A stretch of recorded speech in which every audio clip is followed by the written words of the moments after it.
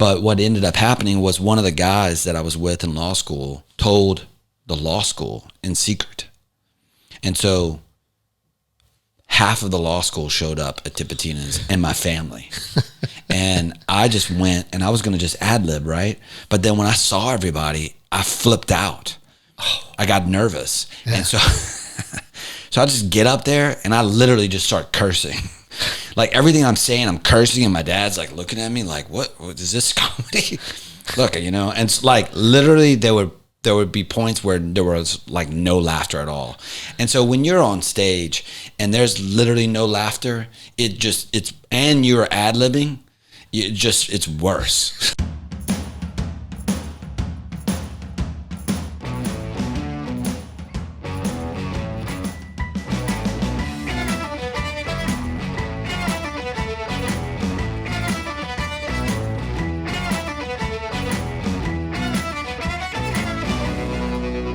We would like to thank our title sponsor, B1 Bank. B1 Bank knows that entrepreneurs like you are always thinking one step ahead.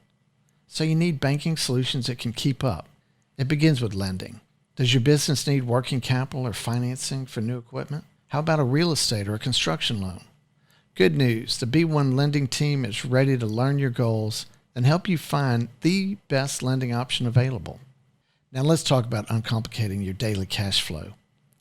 B1 offers a full array of treasury management services that let you collect funds faster, pay funds more efficiently, and access your information with powerful online tools.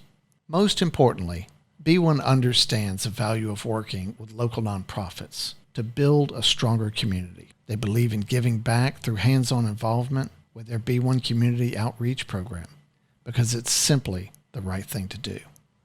B1 Bank. Be uncomplicated. To learn more, visit b1bank.com. Equal housing lender, member FDIC. Hello, I'm Andrew McClendon, your host of the Next Entrepreneur Podcast. We're here today in the Propel Production Podcast Studio in Baton Rouge, and we welcome our guest, Mr. David Rozas. David, welcome to the podcast. Thank you for having me. So you're an attorney in town. I am. And tell us what you do. I actually own a law firm with about, I think we're 17 attorneys, where we do criminal defense, federal and state, immigration, deportation defense, and family type immigration. And then I have a department that does family law, like custody, divorce, that kind of stuff. You're our first attorney on the show. Oh.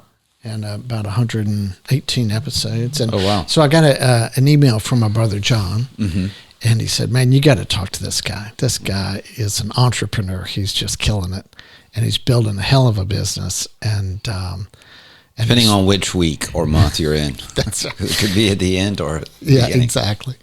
And he kind of differentiated himself from how he does his business to how you do yours. And then we connected. So thanks for coming on. So you grew up in Mamou, Louisiana? Grew up in Mamou. Yeah. Tell us about early life. Cajun, growing up, one of seven. I was a middle child. My father was a lawyer. And both my brothers eventually became lawyers. So it's 3 boys and 4 girls? 3 boys, 4 girls. Oh, yeah. And so I was kind of caught in the middle. I'm the youngest boy, 2 older brothers, 2 older sisters, and 2 younger sisters. So I was smack dab in the middle of 4 girls. Oh, wow. Yeah. So what was your young childhood like? It was pretty wide open. Yeah. I was probably a big hand for my parents. I was probably the most rambunctious of the 7. So what they say about the middle child is what? True. I think John Bradshaw wrote the book, The Family. I think he talks about that, the middle child. I think if you look in the definition of like some type of disorder or childhood, like lack of whatever, I fit that bill, or at least the thought of that, the projection of that, I lack that. When in reality, you probably got the most attention anyway. But so I'm one of 7 as well, and in the middle-ish. Yeah. My parents were from Scotland and England, mm-hmm. and they came to the U.S. So my older siblings were far more polished. Yeah. And then we moved to Louisiana when I was about 6. the last two kids who were already born just kind of got a little less attention, maybe. I'm not sure what it was, but there was a change in the family dynamics for sure. I think, and it's when you, from years of therapy, you can go back and look and realize it's just the way it is. But I think there can be some truth to like getting tired by the time you get to the fifth child, And so I think also it's like the environment you grow up in, and the people you hung out, the friends you were with, Yeah. So in 8th grade, I think you were voted most popular. Mm-hmm. And most unorganized as well. Yeah, by high school, you were most unorganized and class clown. I was. But I read where you said your father wasn't going to support you in college because you had not applied yourself in high school. I graduated high school with a 1.9. And so I don't know if that's really graduation. I think the only reason they graduated with me was because of where I came from. Like my brother was valedictorian, my oldest brother. My younger sister was valedictorian. My dad was valedictorian. Like everyone was 4.0s. Pretty much everyone in my family were top. And I literally barely, I was the guy I was that kid in class that even the most rambunctious person would say, man, somebody's got to do something about this guy. I look back at those days and I can't think. I think that some would say that I put some teachers to retirement. Not joking, like dead serious. I was terribly bored. Do you feel like you had any kind of learning disability or anything like that? I'm sure, in today's world, it would be ADD, or ADHD. Right. I think I never really had to study. I was one of those kids, and if I paid attention, I did well. I did not enjoy school at all. Yeah. It just got in the way of playing. Okay. So you're not going to college. What do you do? Well, the funny thing is I didn't plan on going to college because you had to go take the ACT on a Saturday, and I was not going to give up a Saturday to go take a test. And so I didn't really know what to do. And my dad was like, I'm not paying for school, and I don't know what you're going to do. I didn't know anything about loans. I didn't know, that wasn't discussed with me and my parents.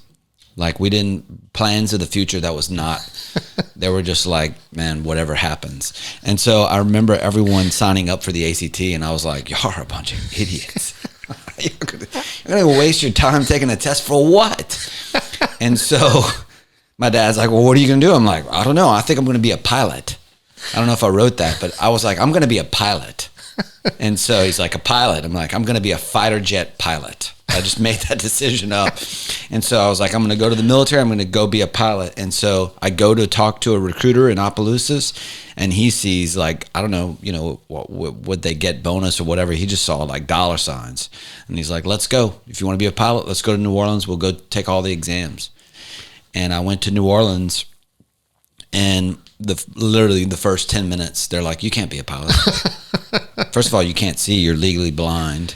You're physical. And number two, you don't have any college. Like a pilot, you have to go to college, math, and all this stuff. And your grades are terrible. Like you're lucky if you can even get in the military. And so, but there's an entrance exam for the military. I think it was the ASVAB or something like that. And I did really well. I just took it that day, and they were like, hey, you could, it was like the bait and switch. You can't be a pilot, but there's a bunch of jobs you could do. And I said, well, let me just stay a day. And so I stayed the next day to see what it was. And then the guy just started rattling off the types of jobs I could have. And then one came up, it said military intelligence. And I was like, oh, what's that? And he's like, oh, I don't know. That's like some spy things. And I was like, that's what I want to do. That's me. And so that's how I got into military intelligence. You go to what, boot camp or? Yeah, well, at that point, you still have to like apply to get into these sectors. And there's a funny story to that too. I come back the third day, and it's a Monday or Tuesday, and I'm in New Orleans. And by the way, I'm from Mamou, so it's 4 hours away. New Orleans seems like I'm scared to death. It's in Jackson Barracks. I don't know where I'm going. You have to take the bus everywhere. That's like in Algiers. Yeah, I've never taken a bus, and there's transfers and people on the bus. I'm scared, and they put us up in the worst hotel, and so I got no sleep. I would hear like noise and craziness going on outside, and so in the morning I take the test for the military intelligence. There's about 3 tests, and I actually fell asleep in the test. And so when I woke up, I just like colored a bunch of whatever it was, and I passed the test. And I always tell people I got into military intelligence on accident, because I literally colored in like 30 of them, because it's a timed test.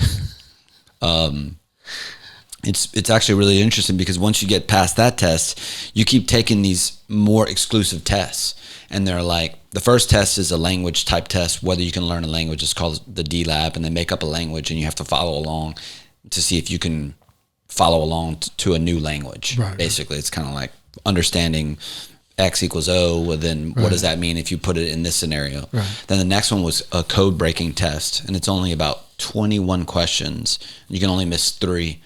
But then the key to the test is it's a trick test.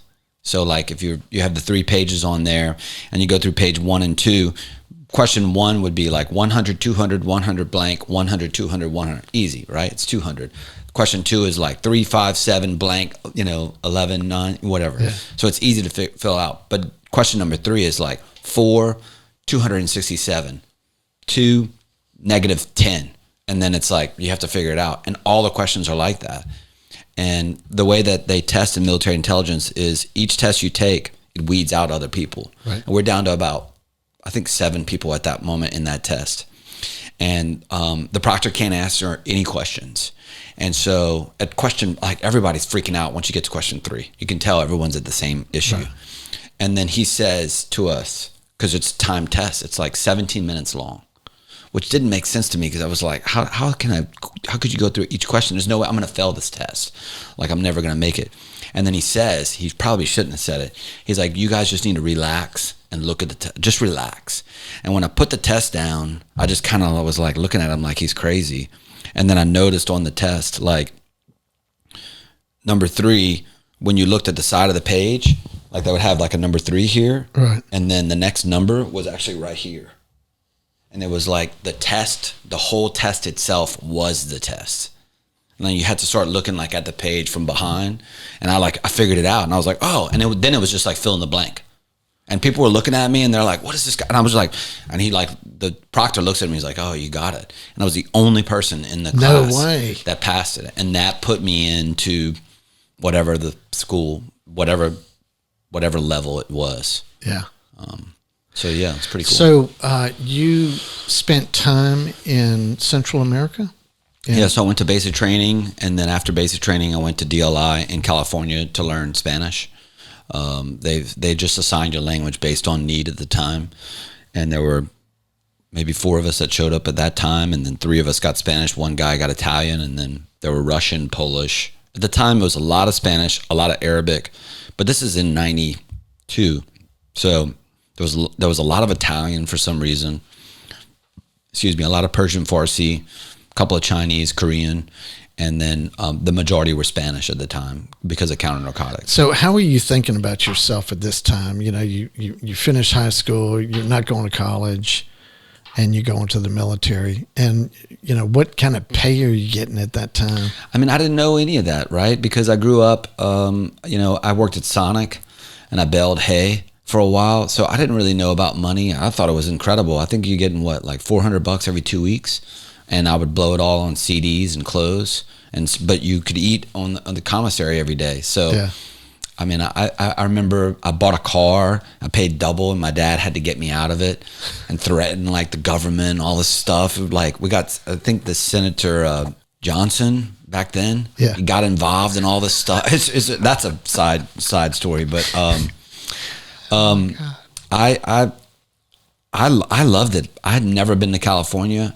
All my life I kind of thought I always wanted to be a musician or a comedian or something like that. And so I always envisioned me moving to California one day.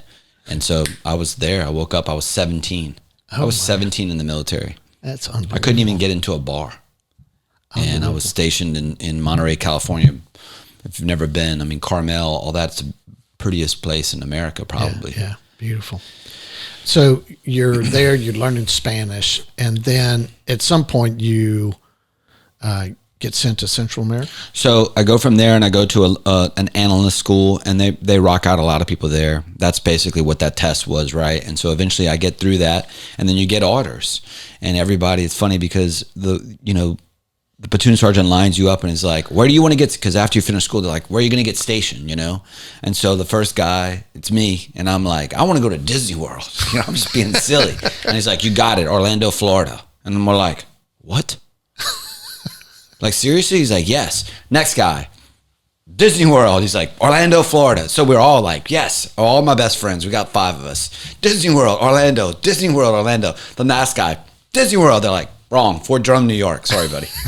And so all of us go to Orlando, and the one guy gets to Fort Drum, New York. And that's a side story. That guy eventually became a fighter pilot in Afghanistan. Really? I just saw him for the first time in 22 years a couple of months ago. Oh, wow. But anyway, so I got stationed in Orlando, but because I did so terrible in school, again, for DLI, I was deficient in my language skills.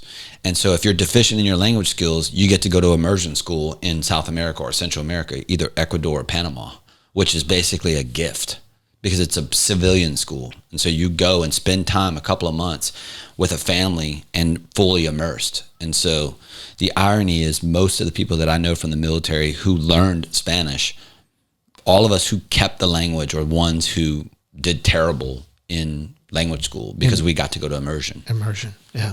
And a lot of them, like that guy that I was talking about who eventually became a fighter pilot, he doesn't speak a lick of Spanish. He doesn't at all. He doesn't even understand any of it. He went to the school. They spent, God knows how much the military spent on him. Yeah. And then he never got to use it. He never went to immersion. He did well at DLI.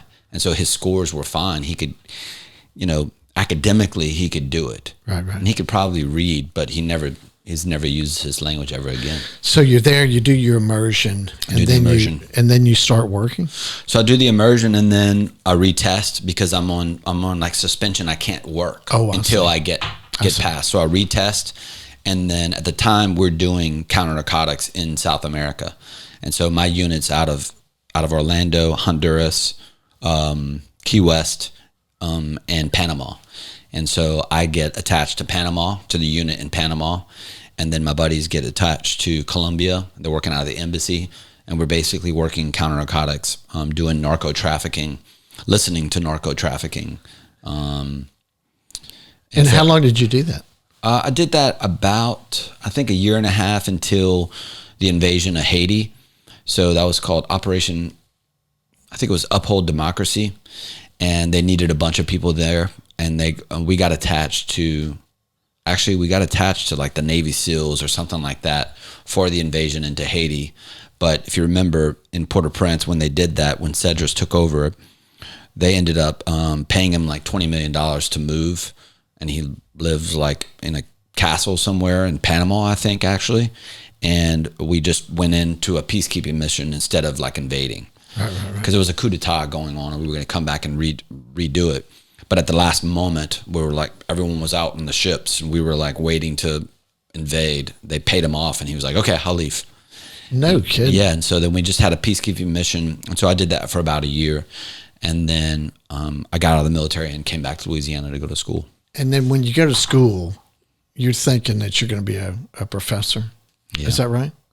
Yeah, I was partaking in things that really wanted me to just stay in school for the rest of my life. I was playing a lot of chess, and I was playing in a band at the time, and I just kind of wanted to just be in the school environment probably for the next 30 years. I was in no rush to work. The military had taken a toll on me. I spent a lot of time partying, and so I had some more partying to do, and I was still young. I was 20. No way. But at the time, when you're 20, you think like you're way behind. And so I kind of was like already depressed, thinking that I was so behind that, now I should just chill out. And so I got a job at a coffee shop and just pretty much played chess. And what coffee shop were you working at? That one was called Cafe 101. It was a coffee shop in Lafayette right before coffee shops had taken off. In fact, the first CCs had opened up on Highland next to Calendars, and I remember that being. I mean, Highland Coffees was open, and I was living in Baton Rouge, and then I got into USL, and so I was going to move to Lafayette, and so then I got a job at that. It was an internet cafe. It was like back when you would go and drink coffee and log into the internet. Right. And there's a story from that time.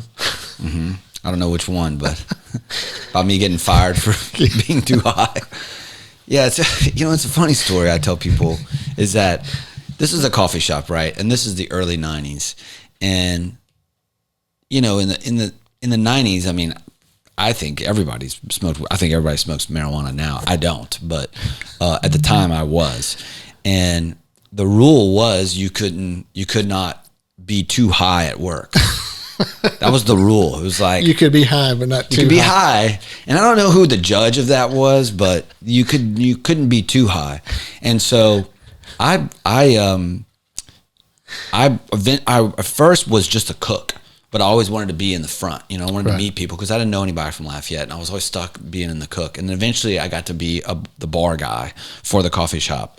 And it was a barista, yeah. And it was open from like 7 a.m. till midnight or 1 a.m. So it was kind of a place where people would hang out as well. Music was played. And so, I mean, I would just get high all day. That's what I would do. That was my thing. I mean, you're making $2.13 an hour plus tip, and all I'm doing is just smoking weed and going to school.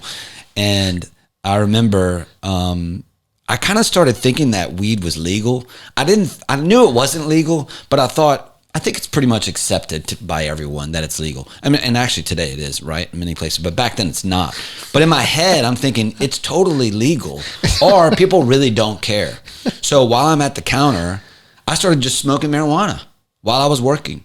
And one of the people come in, and they were friends with the owner, and they just walk in and they're like, "Hey, can I have some coffee?" And I remember saying, "Yeah, sure."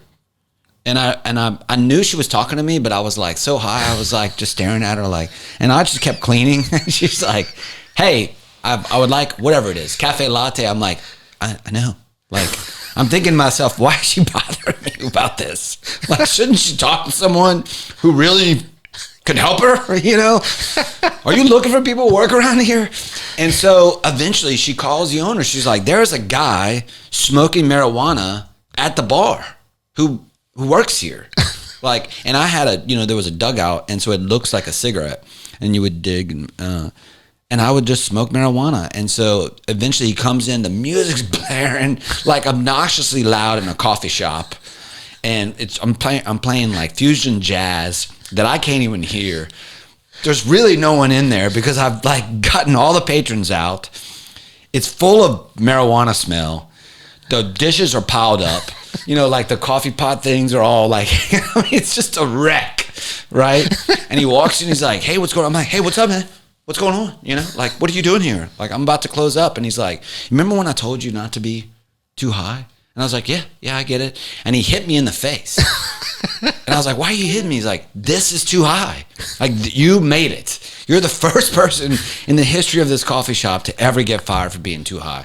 But I have to fire you because she wants to call the cops because you're smoking marijuana publicly." And I was like, "I don't think it's that big of a deal. I really don't." And I remember him firing me, and I said, "Okay." And I remember walking around the counter, and he had someone to replace me.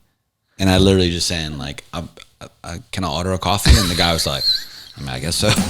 Sure. And I just started doing the same thing I was doing, but on the other side of the room. We would like to thank Castro Real Estate Services for sponsoring the Next Entrepreneur podcast. Castro Real Estate Services is a full-service real estate brokerage firm based in Baton Rouge. They can handle commercial and residential transactions in Baton Rouge and the surrounding areas. Need to buy or sell real estate? Call the company that cares about you. Castro Real Estate. Turnkey Solutions is a nationwide cybersecurity and IT systems expert, providing the services that growing businesses need to stay ahead of hackers, hurricanes, and IT failures. With 24/7 support teams and offices across Louisiana and Texas, they bring peace of mind to companies of 5-star rated team provides lightning-fast IT support with the cybersecurity and business continuity solutions today's businesses demand. When you're looking for a technology partner to provide you with peace of mind, find out more by calling them at 225-224-6594 or chat with them online at www.tks.la/NXT. We would like to thank MBD Automation for their support of the Next Entrepreneur podcast. MBD Automation is a mechanical install contractor with a program-centric focus. So what do these guys do? They install conveyor systems, VRCs, platforms, singulators, sorters, and all sorts of other types of automated equipment. Who do they work for? They work for systems integrators, manufacturers, end users in fulfillment centers, airports, mail processing facilities, and projects in the defense industry. MBD Automation works for numerous Fortune 500 companies across the United States and has a list of international clients that they perform work for in the U.S. as well.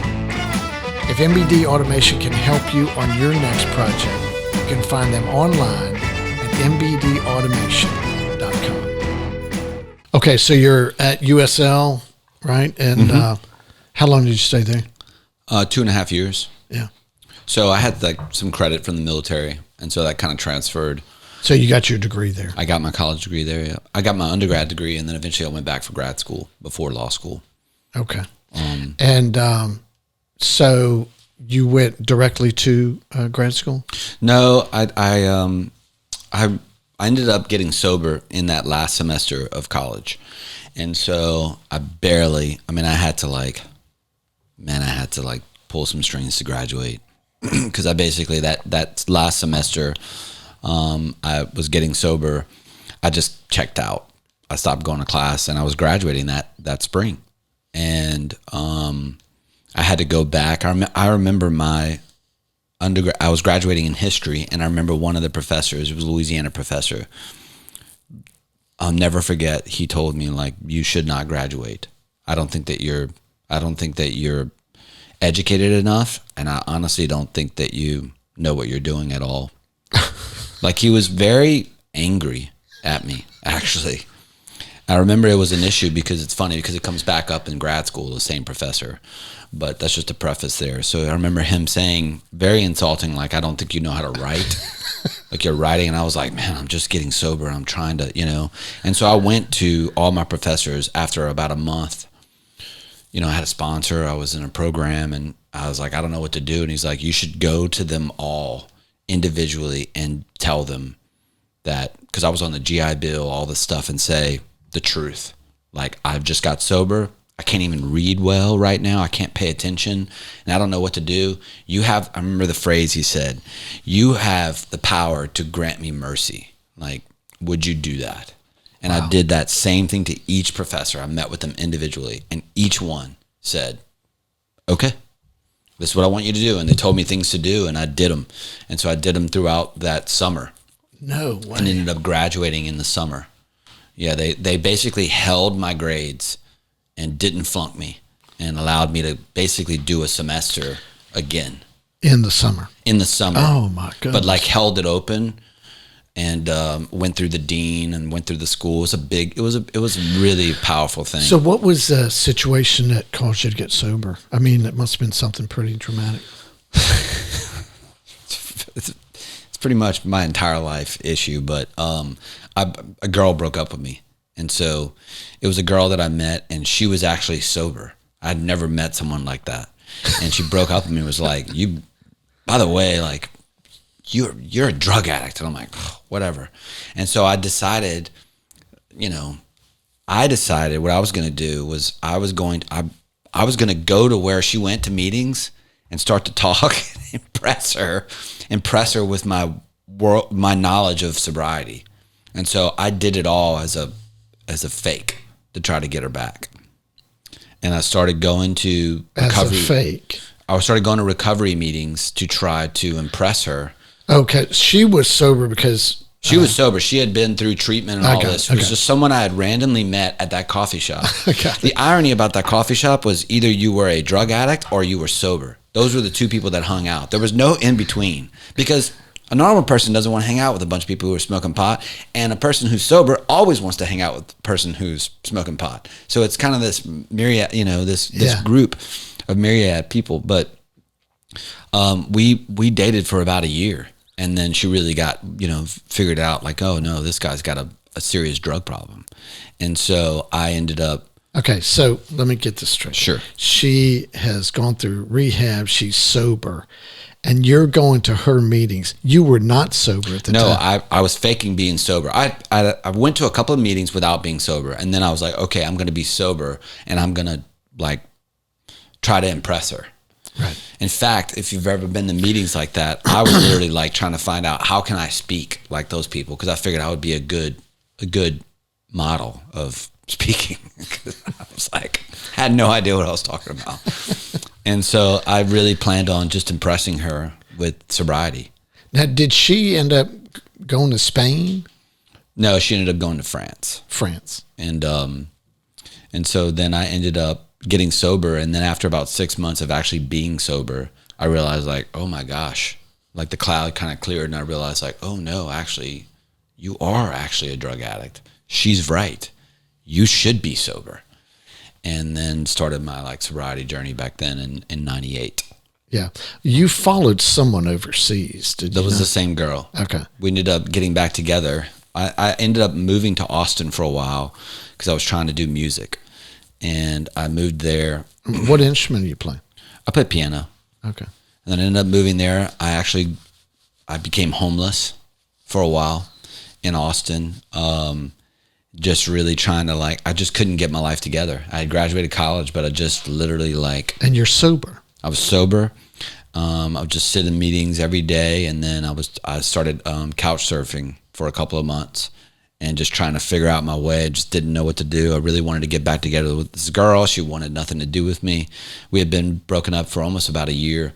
And then at the last moment, I kind of thought my dad saying, it's time for you to come home. Music's not working.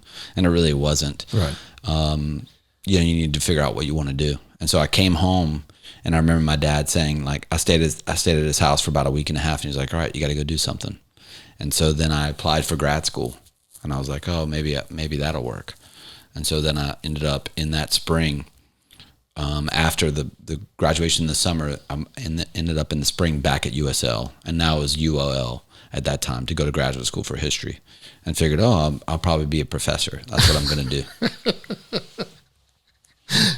And I remember reading that you said that you realized that there wasn't anything that you wanted to write a dissertation paper about. I forgot about the CMO. I mean, you got it right on the back. I didn't realize that until the amount of work that was entailed of going to grad school. It was the first time actually in my entire life, graduate school at UOL was the first time in my entire life that I actually applied myself fully. By that time, I had gotten back together with that girl. I was sober, and I literally really worked. And so at that moment, that's when I learned grammar, how to write, how to read, effectively, how to gut books, I started learning for the first time. Wow. Ever. Throughout my whole life. There was a couple of times in there when I was in Haiti where I had read, I read All Quiet on the Western Front. That was the first book I had really read. And I was like, oh, it's actually great, enjoying reading. But it was the first time I was like, let me actually apply myself and see what I can do. Yeah. And it's interesting because I've done that. After that moment in grad school, it's that's governed me for the rest of my life. And I really excelled in graduate school. I really did. That same professor actually came back to me about a year and a half later and was like, all right, I have to say, you've changed. Wow. He brought it up to me and was like, it was an issue. It was hugely profound. But again, there was no subject that I had wrote a couple of mini theses, and there was nothing that really grabbed me like I wanted. And I had started to do stand-up comedy by then. And so that was kind of what I really wanted to do. Really? But I kind of realized, I think, with my dad being a lawyer, both my brothers are lawyers, that that's probably where I need to start heading. So in your stand-up comedy routines, like what were those like? I mean, would you get up there for 10 or 15 minutes? Or? Yeah, I tried to do this thing that I didn't want to write anything, and I was like, I'm just going to go up and just see what happens. And so if you can tell, sometimes it was just a complete failure. And so I actually I would record myself on camera in one of the video departments at USL. I was actually doing a radio show back then at USL, but I got fired from that. It fired me because we messed up the CD and it like skipped, but it was like at night. And so for 2 hours, it was just like, yep. And like, whatever. But, and so it's actually interesting because I actually didn't do that. And the guy that I was doing the radio show with did. We would alternate weeks. Right. But then he blamed me. He blamed me to get me fired, but he didn't want to do it anymore. He just didn't want to lose a connection with the radio station. And so he actually got phantom fired because I continued to do the show hidden under his name.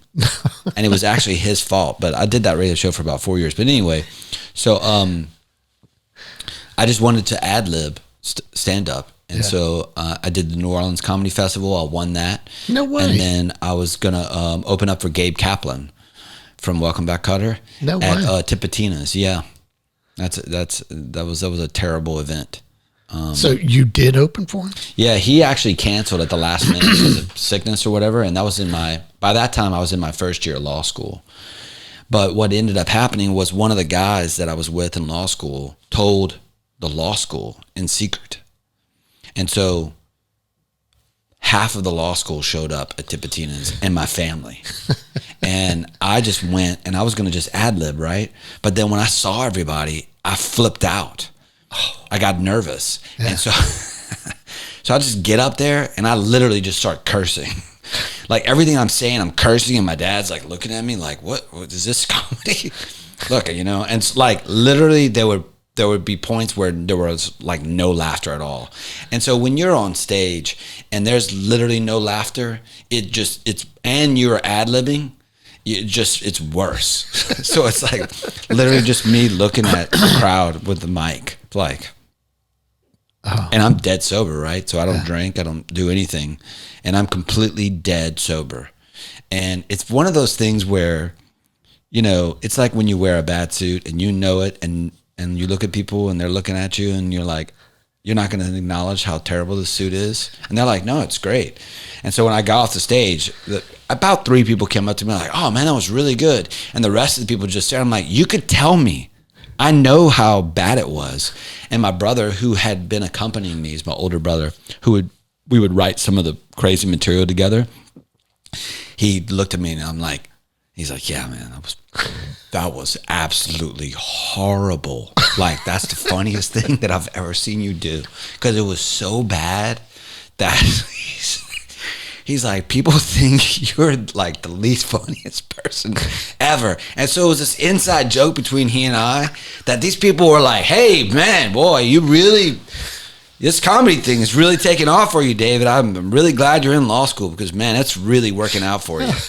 And so it was this inside joke between he and I, knowing that I was, much funnier, but that I did such a horrible job that anyone who knew me, and it's been this long-standing thing that anyone who's ever known me now, and I've mentioned that I'm doing comedy, they like straight face or try to encourage me not to because they remember that day. They're like, oh, I mean, you are funny, but, comedy's a hard thing,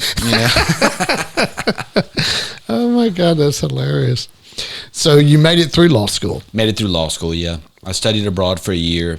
I had broken up with that girl and she had moved to France. And so I kind of wanted to give one last shot at trying to get her back, but I wasn't going to be crazy, right? I wasn't going to just move to France. So I moved to Spain and then tried to stay distant, but not crazy. Which is pretty crazy in and of itself. Yeah. So what did you do in Spain? I went to law school. Okay. I went to law school for a year there. Okay, wow. And so I studied at short story is that I went to a law school there. And when I was reading back, remember when we had Let's Go whatever? It was like Let's Go Spain or Let's Go England. And it was Let's Go Barcelona. And I was reading about the school. I was reading about the Barcelona, and I didn't really know much about Barcelona at all. It's funny because I was a linguist. I had no clue. And I remember in a part it said, hey, don't worry if you don't speak Spanish. They don't either. And I thought, oh, they mean like everyone speaks English, right? And so when I enroll in the school, I don't really, get too much into it. And then I find out the school is actually in Catalan, not in Spanish. And I don't speak Catalan. And so I enroll into this law school in classes in a different language. And I don't find out till the day I get there. I did no research at all. I literally just like went. And they're looking at me like, I'm the only foreign student there. They're like, what are you speak Catalan? I'm like, no, why? Weirdo? And they're like, no, we speak Catalan. I'm like, I know, but y'all speak Spanish, right? And they're like, no. This is a Catalan school. Like, no wonder it was so easy to get in, And so I literally went to school in Catalan. And I'm like, told the professors, they would ask me something. I'm like, I have no idea. And so they're like, all right, they gave me like assignments. Just do this, you idiot. Just write a paper on this and this. You're literally a waste of time. My God. So you stayed the whole year? I stayed the whole year. Did you learn the language? No, not really. It's very similar, but it is very interesting to try to have a straight face when they're asking a class full of stuff, and there's so much similarities in Catalan, Italian, French, right? So you kind of make it out, right. But when it's a direct question towards you, you're like, ask me again in a very slower way, but also in Spanish. But also slow because I'm a gringo. Could we alternate how you ask? Talk to me like I'm 6 and I don't speak your language. I'm serious. And then it's these complex questions of law, right? And so they're asking like, what do you feel about the constitutional law? But it's in Catalan. And I'm like, ask me again, way simpler. And imagine you're speaking to someone who speaks only English. So it was. It didn't work out with the girl. It didn't work out with the girl. No. And so you come back. I come back. I came back actually hoping to only just graduate and go back. I kind of thought with graduate school and with having done law school that I could perhaps go and get a job at a university there, maybe teach law somewhere as an American. It's very sought out in Europe, right? And so you could teach at a college level if you have a law degree and a graduate degree here. So you weren't even planning on going into working? No, not at all. I literally had zero plans to do it. Okay, so what did you do immediately out of law school? So what ended up happening was I got a girl pregnant in my third year when I got back. And at that moment, I just realized I'm not going to leave my future son, right. And so I kind of just looked around. I was clerking for my brother at the time. He had a private law firm here. And so, and then I was clerking for him and his law partner. And then in October of that year, of my third year of law school, his law partner committed suicide. Oh, wow.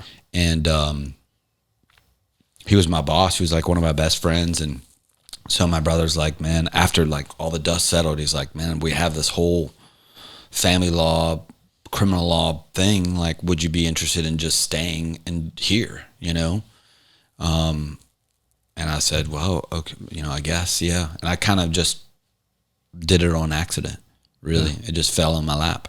So you graduated from law school and then you started to work there? I started to work there, and I started working as a public defender in Lafayette because my goal was to move to Lafayette. I wanted to go back to Lafayette because I went to LSU Law School.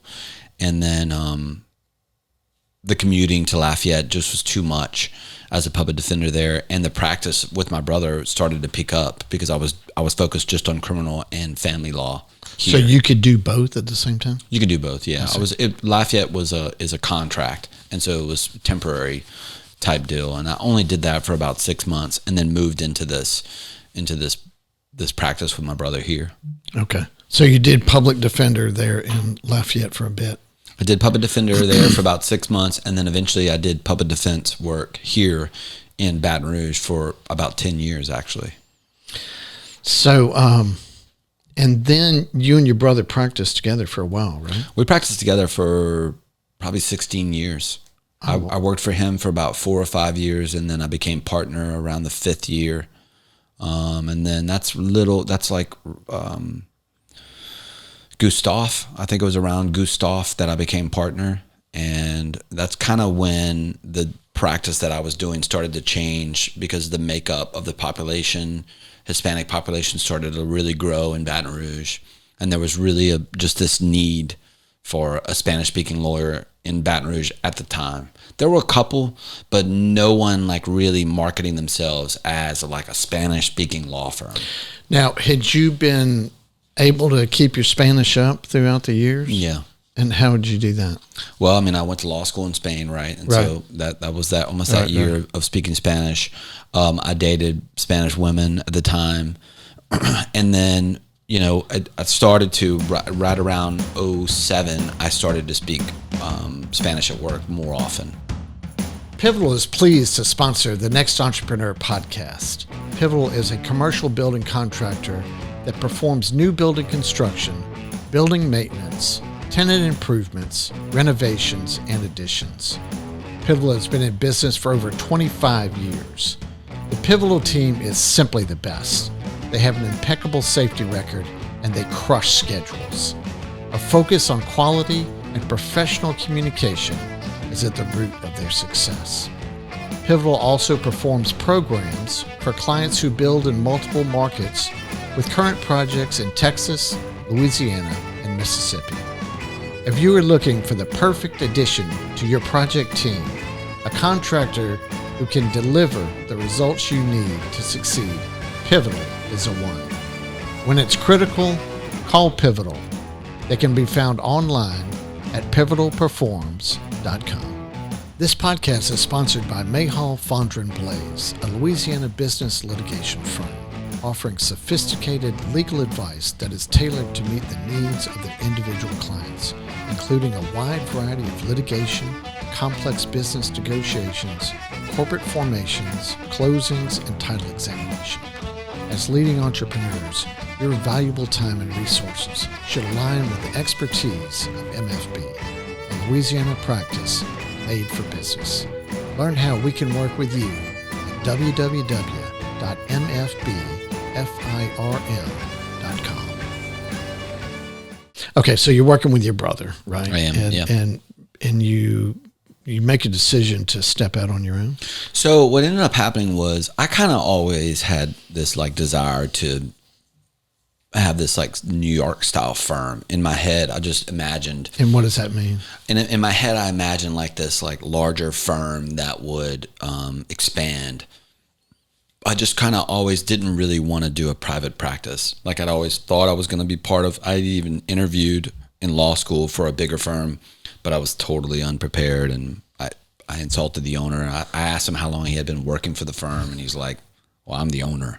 I created it. I'm like, oh, well, yeah. And he's like, he literally asked me in the interview, you have no idea about what we are. And I was like, honestly, I'm coming from work. And he's like, and it literally was like that Seinfeld episode where I'm like, I have no chance of getting it. He's like, you have zero chance. I'm like, okay. And he's like, good to meet you though. I'm like, you too. But I'd always wanted to build this bigger firm in a sense. Like I'd always thought like, what could happen, and I think the same. What could happen if you built it? Well, really, like it's something that I think, some people have, and I was talking about this about my son because he's not like that either. But some children have no fear physically, right? They can go to the edge of like a cliff, or they like jump on a motorcycle and do all that stuff. I've never been that guy. I've always like thought of all the possibilities and the negative, right? But when it comes to things like this, like business or school or whatever, I have no barometer. Like I have no like, what if I failed? It's never like, it doesn't exist to me. Right. It's the same with doing stand-up comedy. It's like, I just did it. It was like, and those kind of things, or music, I'm like, I'm just going to go, and it was never really supported at home, in my opinion. It's not a negative towards my dad. He just was like a valedictorian kind of guy and was number 7 at law school and was a DA when he was 25. And, you know, he was just like, I just didn't have a barometer. We never talked about stuff like that. I just thought anything's possible. Right. And so I kind of always wanted that. My brother didn't. And so one week we were getting to a place where we were talking about buying another firm who did Spanish, who did immigration and things like that. We weren't doing immigration. And we went to dinner with that firm, and we started exchanging numbers about money and gross and what's this. And we didn't really understand what we were doing then. I didn't know anything about P&Ls or any of that kind of stuff back then. And we kind of exchanged information. I remember we were at Ruth's Chris, and then we said, let's talk next week. And my brother and I just went away for the weekend. We didn't talk. And then when I came back on Monday, my brother and I were talking about it, and I could tell he was bothered, like extremely bothered, but he was just very closed about it. And my brother was always the guy who ran our business. I didn't really mess with that. I was the trial lawyer. I just like tried cases. And that's what I thought I was made to do. Right. I had no idea about the business side, nor was I really interested in that side. And then I could just tell he was troubled, and I'm like, what's wrong? You know, and he's like, oh, nothing, you know. And I said, what is it? Like, what is bothering you? Like, he's like, I don't know if I really want to, you know, do this. I'm like, oh, to like buy them or whatever. And he's like, no, everything. I'm like, okay, stop. And we had a couple of people in the office, some other lawyers. And so I asked him to leave. I closed the door, and it's my older brother. And I said, listen, honestly, like, if you could wave your wand, you know, and I had been through a divorce by that point. And so I knew like trouble. I'd been sober. I'd done all these things. And I knew just like life slips you by so fast. And I'm like, if you could do anything, if you could wave a magic wand, what would you do? Honestly, as far as business, he was like, we would be separated. I would be me, my secretary and receptionist, and my wife, who's our bookkeeper. And then I would run off to the sunset and play golf on Wednesdays and Fridays and practice as a private lawyer in Baton Rouge the way it was when I hired you. He's like, I'm not ungrateful for what we built. Right. And I said, well, I'm glad you said that, because it's the opposite of what I want to do. I want to be so big, I don't know people in my office. And then I want to just grow this thing worldwide to like where the sky's the limit, you know? Not in a desire of like being the badass. I wanted to see what could happen if I do it. Right. You know? And we literally on pen and paper within an hour broke up our business right there, sitting there. No kidding. We literally wrote it out, and he's like, well, I want to think. I'm like, no, man, let's do it. Let's wrap it up right now, you know? And I was like, again, one of those situations where I didn't think about, well, can I afford this? Is this something that's possible? It wasn't until later that he had to like tell me like, no, dude, you can do this. Because I remember saying, I actually don't want to do this. The weeks later, right. He's like, no, you could do this. Like because I started running the numbers and realizing my side of the business is not enough to sustain me, right. and what I was building. Right. At that time, I had one lawyer that worked for me, and he had a lawyer that worked for him. And so I was full of fear, but I'd always wanted to be downtown Baton Rouge. At that time, we were in Beauregard Town. I wanted to be like in one of the buildings in downtown. I wanted that experience, you know? Right. And so after about 2 months, we like signed it on the dotted line. He's never been happier, and me either. That's fantastic. So you go it alone. I go it alone. But you grew it very quickly, right? So at that time, I think that's about 8 years ago, something like that. And I literally just kind of poured everything into it. And it's weird because there's a couple of events that happen that really take precedent, right? We had the flood, which was huge in Baton Rouge, changed the makeup of a lot of things. Again, another influx of population that were working. I really started marketing immediately on Spanish. I taught myself immigration. I hadn't really known. Greg and I, my brother and I, that's Greg, we would bring in immigration attorneys occasionally to rent space from us, but they never really clicked. Right. And it was hard for us to keep a pulse on what they were doing, because I didn't understand the law, and I didn't want to get into that side. Right. It was something that I shied away from, because I thought I wanted to be a trial lawyer. That's all I cared about, was just being like Johnny Cochran, you know? And then the shift happens, and I'm like, oh, it's all on me, you know? And so it it's the craziest thing. Like the flood happens, and then eventually the border crisis happens, and it just overnight just exploded. That's amazing. And so in 8 short years, you've grown to like 50 employees. Yeah, I think we're like 49. 49 employees. For tax purposes in federal. 49 full-time employees. I'm just kidding. Disclaimer of the Federal Employment Labor Act. So that's amazing. How do you interact with your clients now? I mean, it's different, It's like, and it's weird because at that time there's another event that happened. So I was flying. I really started traveling a bunch then. My son was getting a little bit older. At the time I was in a relationship when we traveled a lot. Just like I've always been a big traveler. And I was on a flight, and we were about 5 attorneys at that time. And I sat down to this guy next to me, and so it's actually something I learned from your brother, actually. And I tell people this all the time. So as a lawyer, lawyers love to talk, right? And they love to talk about themselves. But they're any type of liberal arts people do. Right. We're all communicative, and oftentimes out of nervousness, we just talk about ourselves. That's like always been my go-to. Some people shut down. I'm the opposite, right? But one time I was doing a case with your brother early on, and we were talking to one of the federal prosecutors, and I was going to say something on the phone, and your brother and I are standing in the room, and he like touches me on the arm, like, shh. And it was weird because it was the first time I'd ever thought, and it was like, when you have those moments where you kind of like go backwards in life and go forwards and you see everything clearly. It was like I realized, like, what am I doing? I'm just talking because I'm worried that the prosecutor doesn't think that I know what I'm talking about, or I'm trying to like be someone I'm not, and I'm getting zero information. And your brother is all about getting information. Because he realizes where he's standing, right? He's standing, he doesn't have information, they do. And he doesn't care about what the guy thinks about him, doesn't give a shit. His job is to get information, right? And so I started this thing on flights where if I sit next to someone, and I just landed about an hour ago, and I did the same thing. And I've been doing it ever since. Where were you just coming from? I was just coming from a concert in Georgia. And so, I know. But, so I'm sitting next to this guy, and we just start talking about whatever. And I said, "Oh, what do you do?" And the guy says, "Oh, I own Anytime Fitness." And I was like, "Oh, how did you get into that? How did that happen?" And so I wanted to. This is a spawning of this idea that I had of creating this podcast called "People You Meet in First Class." Because by then I was always flying in first class because of the people that I would meet, and I found it so interesting. Right. And so I asked this guy, I said, how'd you get into this? And then he's a guy who played college baseball at Lamar, and he's about my age. He's 48, 49-ish, and he fails out of college and then becomes a physical trainer at Anytime Fitness and eventually works himself up.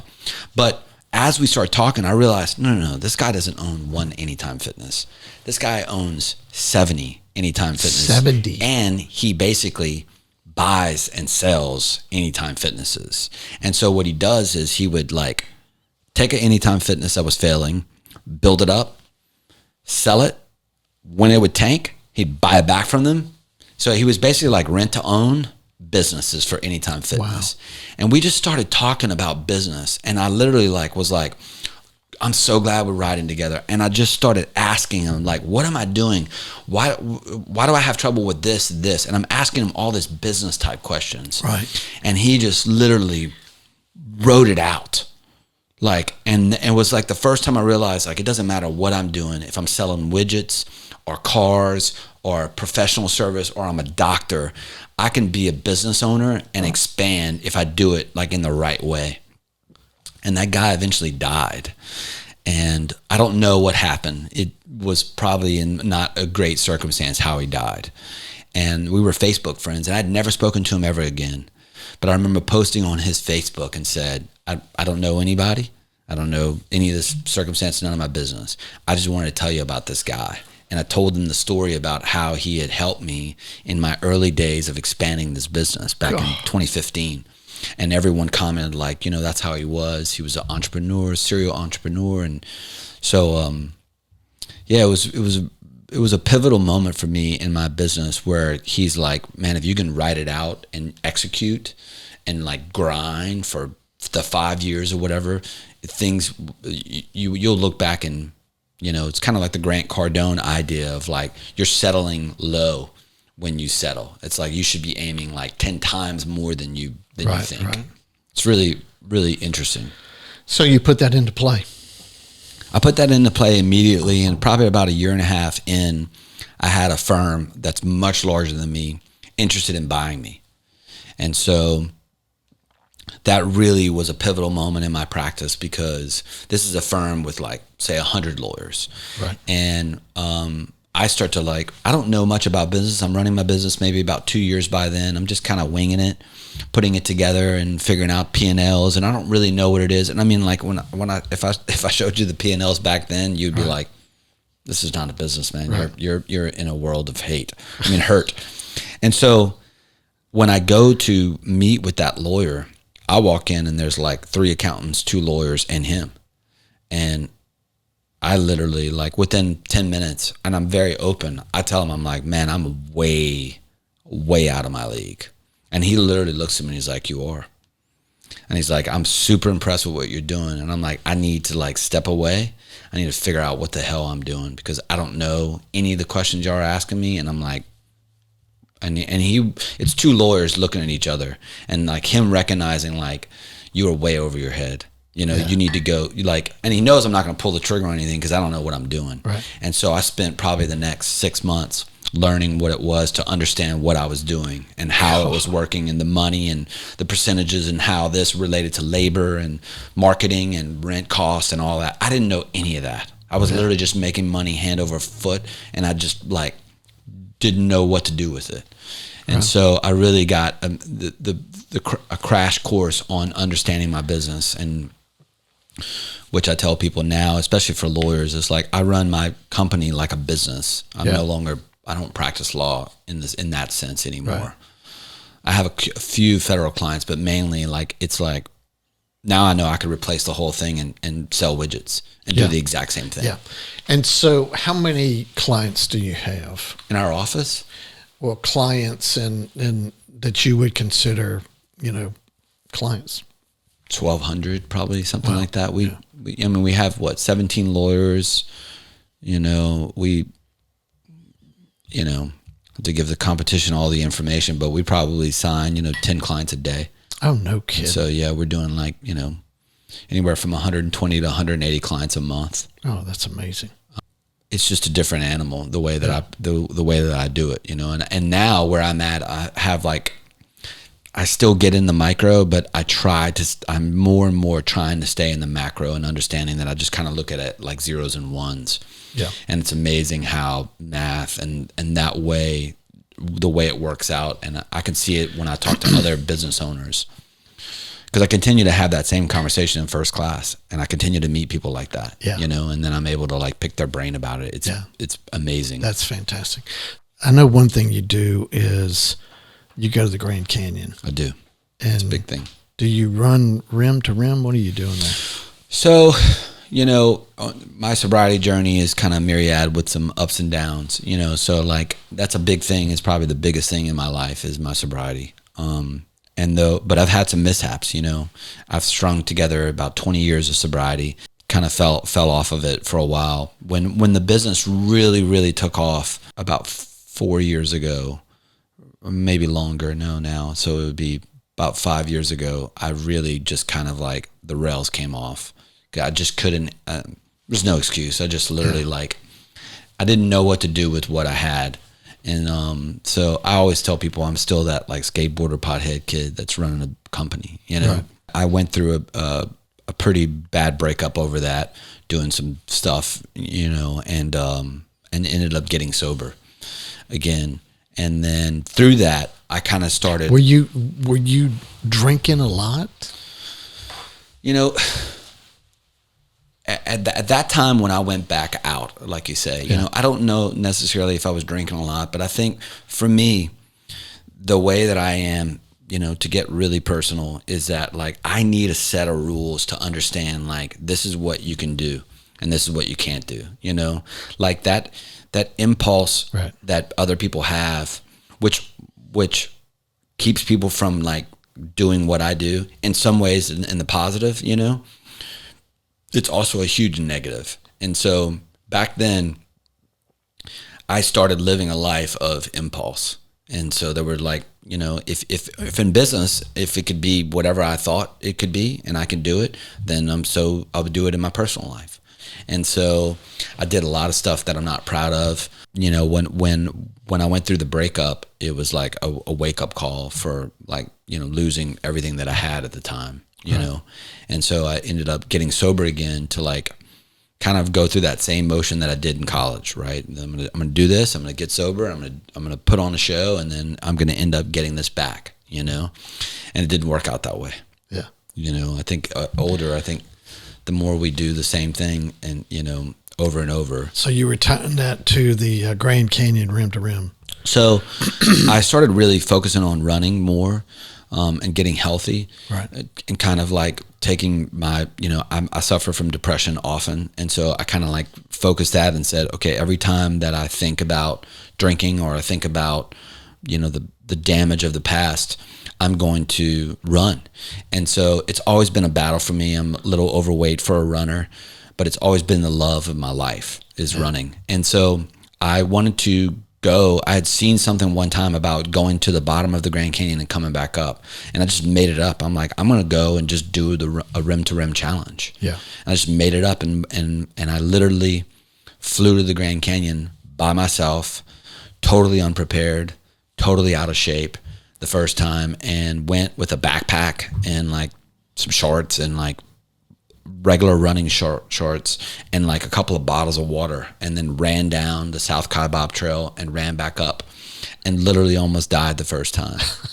And then after that, I just made a decision like I'm going to come do this every year. And I went back a month later, better prepared to understand more. And so I've been doing that every year since now. That's fantastic.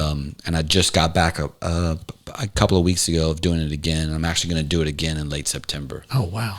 And so, you know, I've talked about it on this video on my like TikTok or whatever, but it's funny because doing the rim to rim challenge, it's for an ultra runner, it's nothing, right? It's 17 miles. You know, my running coach, he runs 100 miles and it's like, I don't even know how he's human, you know? Right. But for me, it's extremely hard.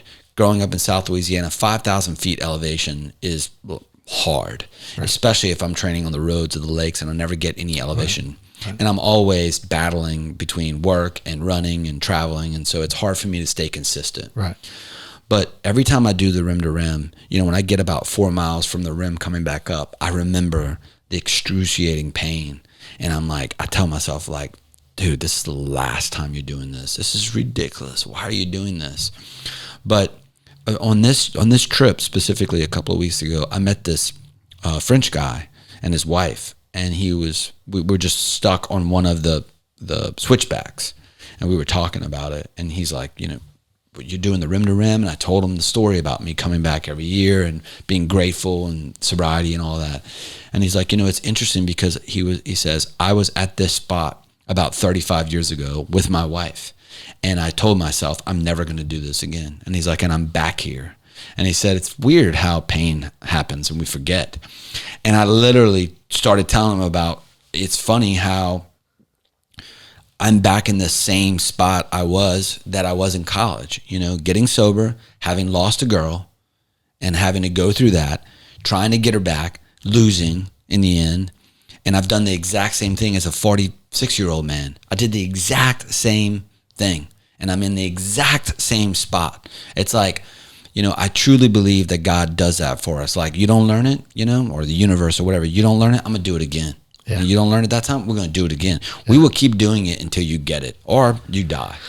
And so doing that back, sitting at that switchback, I'm like, no, I come back here, I go through this to remind myself of all the shit that I've caused other people, you know, because I think we get lost, right? We get lost in like how big this company can be, what kind of father I am, how much money I'm making, where am I going next?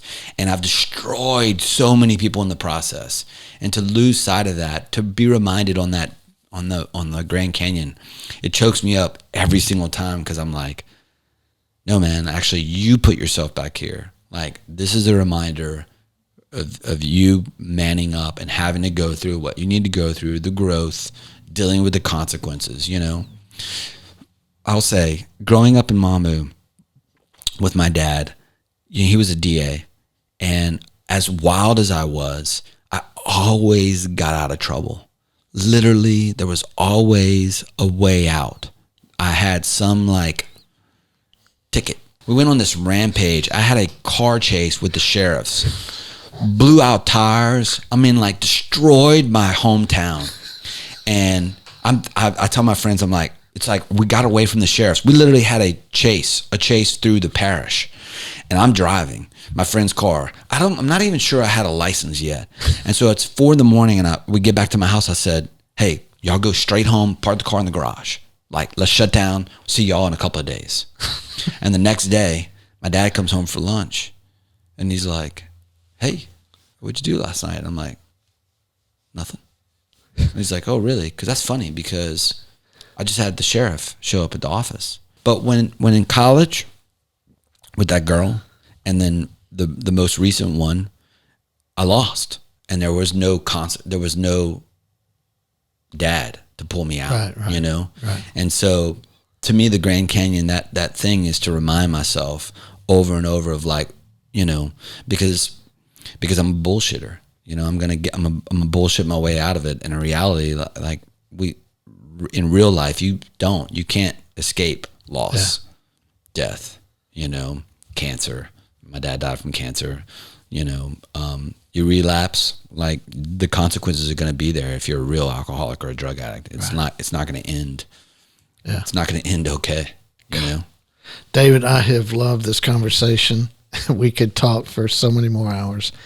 Just wrapping it up here, what advice would you give to a young entrepreneur, attorney that wanted to start their own business? To me, I think one of the best things I've learned is listening, like learning from others. But I think the ability to pivot has been like something that's hugely pivotal in my life at the moment. Like the ability to be humble enough, and I'm terrible at being humble, but being humble enough to go, okay, my way is not working. Like I need to like pivot, whether it's personal or financial. Like I've done some things where like I've hired someone on one day and fired them by the end of the day, just because I realized like the numbers didn't work and what I thought was going to work. And instead of like going down the rabbit hole and knowing what I know, just pivoting immediately and taking a change and say, nope, sorry. I know I hired you. I actually realized it's a failure. It's my fault. I know you're going to hate me for it, but good luck. Wow. And doing those kind of things is just an example of like advertising here and then realizing, nope, stop, go, boom. Just being willing to maneuver, because I think so many people do that, right? They get stuck in like, this is my way, this is the way my company's going to work, and then it just goes into the ground and they're obsolete. Yeah. And I think as a lawyer, you have to learn how to pivot, do things differently, figure out maybe this is not working. That's been like the hugest thing that I've learned over the past couple of years. David, it's been an honor, man. I enjoyed it so much. Thank you. I so enjoyed that conversation with David. He is such a funny guy. And my goodness, his journey was just incredible. And look, he's going to continue to build a great business and continue to grow. And he has national and international aspirations, and he will achieve those. So we appreciate David coming in. We appreciate you guys watching, and we'll catch you next time. We would like to thank our title sponsor, B1 Bank. They can be found online at b1bank.com. The Next Entrepreneur is produced by Propel Productions. You can find more information at propelyourstory.com. Don't forget to subscribe to the Next Entrepreneur podcast and hit the bell for notifications. You can also follow us on social media The links are in the description below.